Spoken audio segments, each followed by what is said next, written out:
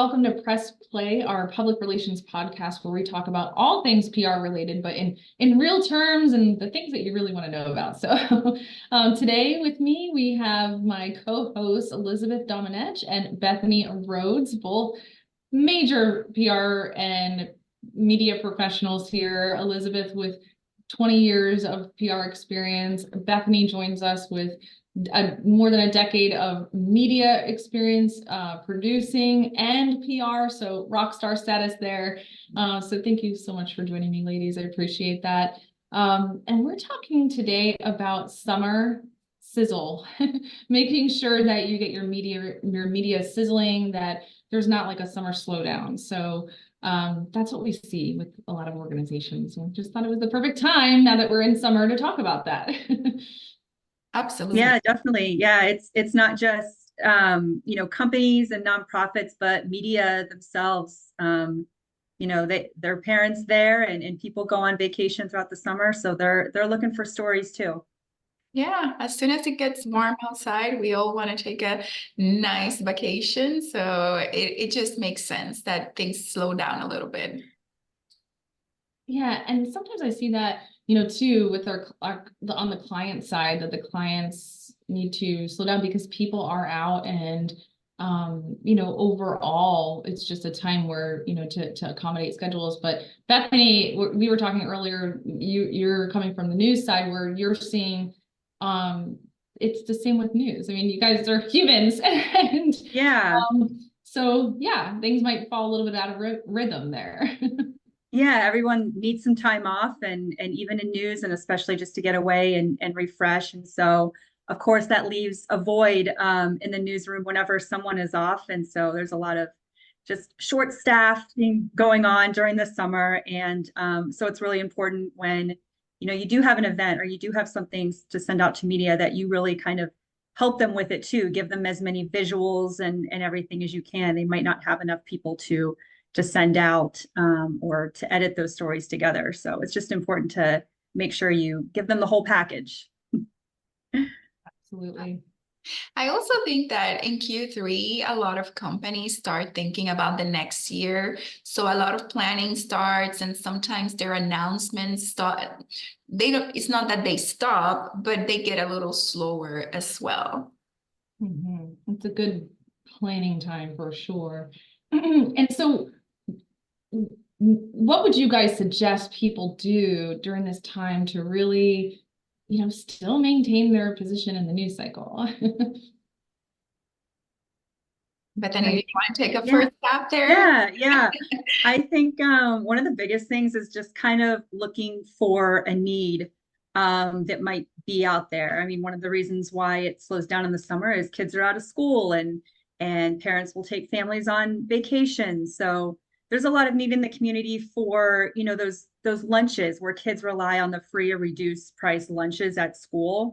But there's a need to kind of fill that void. And so hosting maybe like some kind of food drive where you can get really creative with it within your own organization. Maybe each department collects a different type of food that you can then donate to the school system or to a nonprofit who's helping with that need. But I think just kind of leaning into what the needs are over the summer. Also tutoring, if you're with an organization that maybe does a lot of finance or something like that, it might be helpful to do like a summer tutoring session with kids that might be struggling in math. So there's just a lot of opportunity out there with kind of the needs. I love those examples. By the way, we have a client that is a nonprofit. They have a food bank and they have a very creative campaign for the summer called Christmas in July, which is a way for companies to just get engaged and support those children in need that are out of school, and maybe the only food that they get is the free food that they get at school. So it has a fun title, Christmas in July, and it's helping a good cause, and many companies can just get involved with that. So it's looking for those opportunities and maybe those nonprofits in their communities that are helping not only children, but homeless people or women that have suffered domestic violence, and you name it. There are many causes in the community that we can get involved with. Absolutely. Another favorite thing for me to recommend too during the summertime are like summer cool offs. So ways to keep people cool. Maybe it's like passing out a sweet ice cream treat somewhere. Just things that like scream summer and fun. What do you guys think about that? Yeah, getting involved in, if there's a fair, a festival or something like that, if you bring a cooler of ice waters or just something to help people cool off. Maybe you rent out an ice cream truck, or, and go somewhere and hand out ice cream instead of making people pay, or, just something that will help really cool off the community, and, either go to a good cause, or just to, donate the time and donate those ice cream treats or what have you. It's just a great way to kind of get out there, and again, a need in the community, a need to cool off. Definitely. And temperatures are really hot right now. Yeah. So Yeah. absolutely all over the country. But and also I think of, things that are unique and summer related. They're just so fun and they make really good visuals. So kind of thinking about social media and things like that, that ice cream and, things that just are vibrant and pretty are great for those visuals as well. Yeah. And the sound of the ice cream man. I mean, who doesn't love that? That's right. That is true. Well, it could also be summer could also be a good opportunity to just get involved with influencers as well, that somehow tie to your brand and your mission and vision, and do a fun collaboration with them. Yeah, especially I think if organizations have not partnered with influencers, it could be just a really good time to test that and see if it's right for them, as things are maybe a little slower and maybe it's time to try a different grassroots approach. So I think that's really sound idea. Mm-hmm.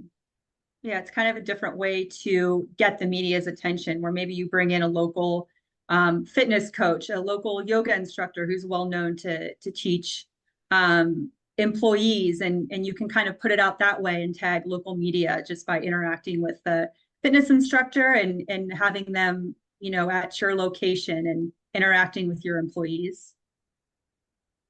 Mm-hmm. How about like those summertime success stories, really, it could be a good time where maybe if things are slow, it's a good time to share success stories, replenish some of your news or revive it and bring it up. I think that's a really good strategy as well. What are your thoughts? I think that's always a good strategy. But if you're looking for something additional for the summertime, definitely human stories and human-centered stories are always not only beautiful, but good media. So yeah, that's a wonderful strategy in my head, at least. Mm-hmm.